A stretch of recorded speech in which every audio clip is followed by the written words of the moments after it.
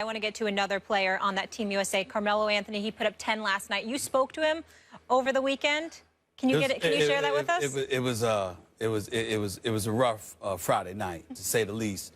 After they played, Team USA played, Carmelo Anthony reached out to me from Rio, and he was not pleased at all with what I had to say. And look, I'm a native New York. I'm a diehard Knicks fan. And in most situations, I'll be damned if I apologize about anything with the Knicks. It's 1973 since the championship has come to New York City. And as far as I'm concerned, the quotes that I saw from Carmelo Anthony about a gold medal and it being satisfactory, I meant every damn word I said until he reached out and educated me about the fact that his interview was taken completely out of context. He specifically said, according to him, that of course, I still got a few years to go. Of course, I'm pursuing an NBA championship, and I'm starving for it. If I look back on my career and I don't win a championship, and what I have to lean on is what I accomplished in college, what I accomplished in the pros, what I accomplished in Olympic competition, I'm going to look at my career as being a great career. But I have unfinished business. Trust me on that. So, in other words, what he was trying to say is that by no means did he give the impression, under any circumstances, that 2 or 3 gold medals would be satisfactory for him. And for me, of all people, to sit up there and to imply otherwise was incredibly insulting to him. Here's where he got me, Max and Molly. I'm very big on this, just so you know, in all my years of covering the NBA. One of the reasons why I don't hesitate to get on cats is because this cell phone right here and my other phone, I am accessible to every NBA player and every athlete that you can find. I'm the easiest reporter in the world to find. If you are a professional athlete and I talk about you, I always make sure, whether it's to you or it's to people in your camp or your team, that you know where to find me. I don't hide. Here's the problem. With Melo, who I've known for more than a decade, he's a guy that I communicate with often. I should have spoken to him before I went on the air because I have access to him. Because the #1 question he asked me, how the hell could you go on the air and say that without calling me? You always call or text first. Why did you not do that this time? And I was like, you in Rio. You know, you're at the Olympics. He said, you've reached me when I've been out of the country before. He got me. He's right. That's why I had to come on the air and confess to that and man up and apologize, because I felt the way that I felt, and I would still feel the same way if indeed he meant the quote the way that it was taken. But the fact of the matter is, had I reached out to him like I normally do, I would have gotten his perspective. And this time, I did not do that. That's on me. I got to apologize to that man. I was wrong. Fine, should have reached out, but the point, I think, remains, that's still, the content of the quote is still the same. Of course, he wants to win a championship, but if he doesn't, he'd be okay with the 3 gold medals and all that? Could you imagine, if you're an ISO scorer, if that's what you do, you have that kind of mentality, could you imagine Kobe Bryant ever making a claim like that if he was this deep into his career without a championship, that one day he'd be okay with gold medals and stuff? Well, that's what Melo was saying, because I had our researchers look for the articles. I don't see the articles anywhere, anything like that. I saw guys, you know, Melo was saying that's not what he said. He was saying, look, looking back on it, this is how I would feel, but damn it, I'm still going for it because I'm not satisfied. Yeah. That's what he said. I'm saying that's not good enough. Looking back on it, it should kill him. I got 3 gold medals are better than no college championship and no gold medals. The only thing that should be on his mind at that level of play is championship. You know what? I don't disagree with that, but I still should have reached out to him. Yes. Rio has not been easy work, as many expected, for Team USA. It was another close one Sunday night, beating a Tony Parkerless France team by just 3 points, 100-97. Klay Thompson was the leading scorer with 30. Kevin Durant had just 7 points. But here's what KD had to say after the game. Quote, obviously, everybody wants us to win by a lot of points, but it's not how it's going to go this time. We've got to be prepared for a grind-out game. We showed the last 3 games we can grind it out. Max, I want to start with you on this one. Yep. Do you have a problem with Durant's comments here? I'm going to be unfair to Kevin Durant right now. Okay. I do. Because, look, I understand to begin with that this is not one of our super teams.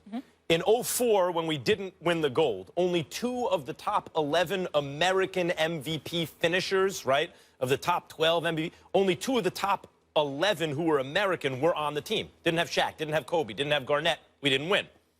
In 2012, when we did, all 5 of the top MVP finishers were on the team. We're on the American team. So we crushed everyone. Right now, Durant is the only one of the top 5 MVP finishers on the team.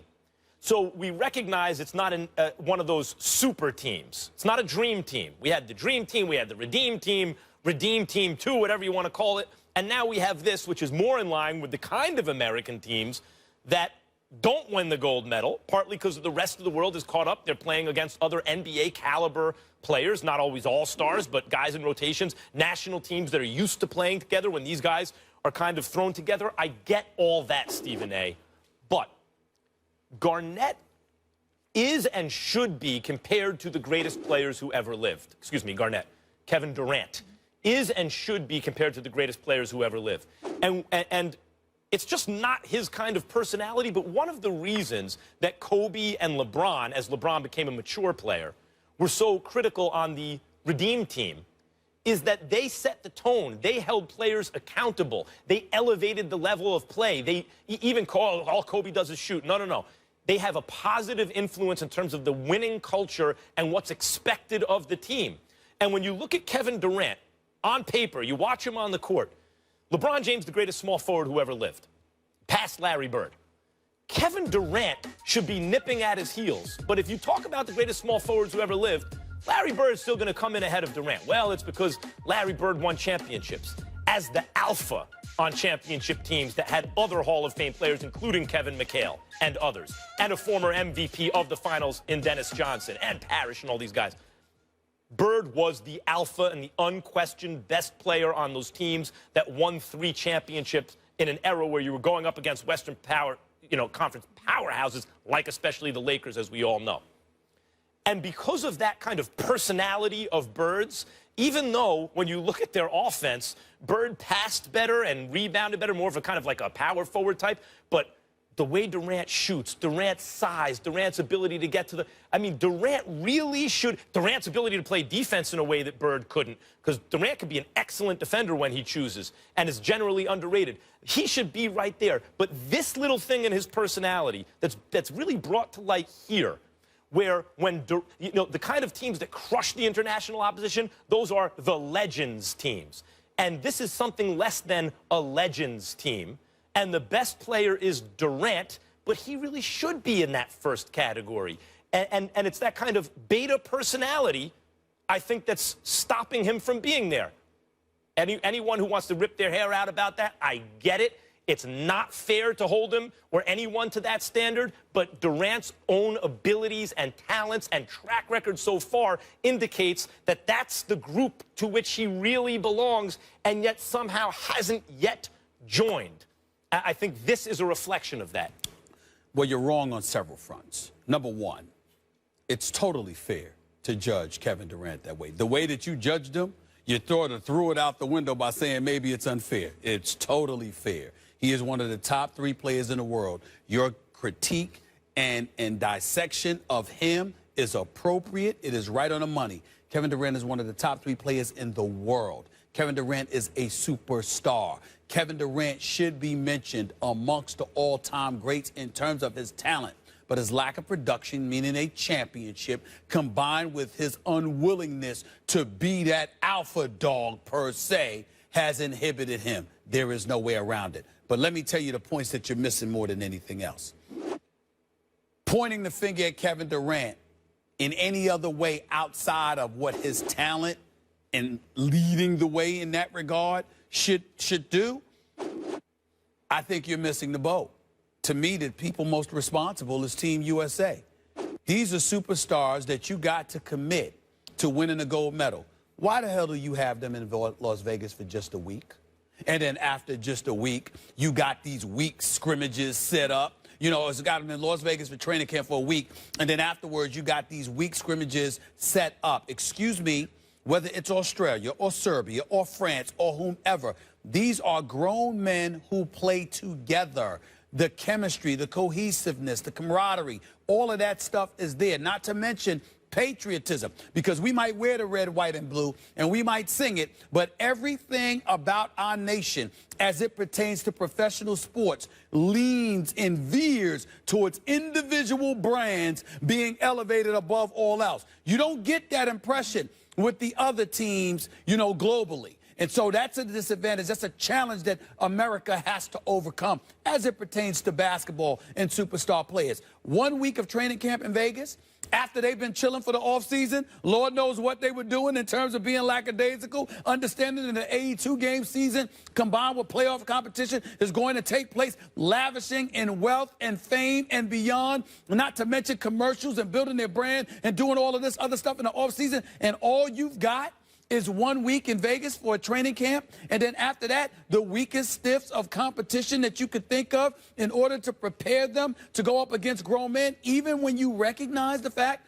that you can no longer use just college players because you're going up against grown men, makes no sense whatsoever. So I think you've missed the boat in terms of pointing out Kevin Durant. I think more of the onus should be placed on the shoulders of Team USA. If Kobe Bryant and LeBron James were on this team, if Kobe still had something left to play and LeBron James, then they could practice for a week and have all those excuses, but they would still make sure the team was ready to go. Now, Team USA hasn't lost. I don't want to get out ahead, but it's 3 consecutive tight games. And while you're right, chemistry is big, and these other national teams play together and know each other better and everything, when you actually look at the talent on the roster, maybe you'll have 2 rotation pieces. I got you.